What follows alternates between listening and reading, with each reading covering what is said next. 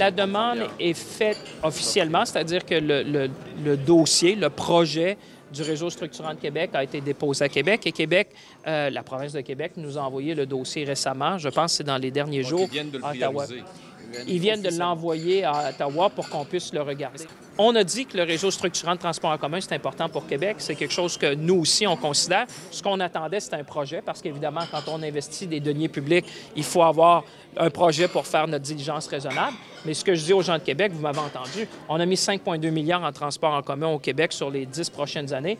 On veut le réaliser avec le gouvernement du Québec. On a reçu le projet. Alors là, il nous reste à faire, évidemment, avec nos fonctionnaires, le travail de diligence raisonnable que les gens de Québec s'attendent. Écoutez, le plus rapidement possible, moi, mon échéancier, pour moi, c'est de faire les choses hier. Alors, vous comprenez que si je pouvais l'annoncer hier, je l'aurais déjà fait hier, parce que les gens, quand on parle de transport commun, quand on parle d'infrastructure, il faut se donner les moyens de réussir. Alors, pour moi, c'est pas une question... Il n'y a pas d'échéancier électoral, il y a un échéancier de réalisation, parce que c'est pour le monde qu'on fait ça, puis le monde attend. On se parle régulièrement, le maire de Québec et moi, sur les grands enjeux, parce qu'à Québec, la mobilité, c'est un enjeu, que ce soit le pont de Québec, que ce soit le lien, que ce soit le réseau structurant.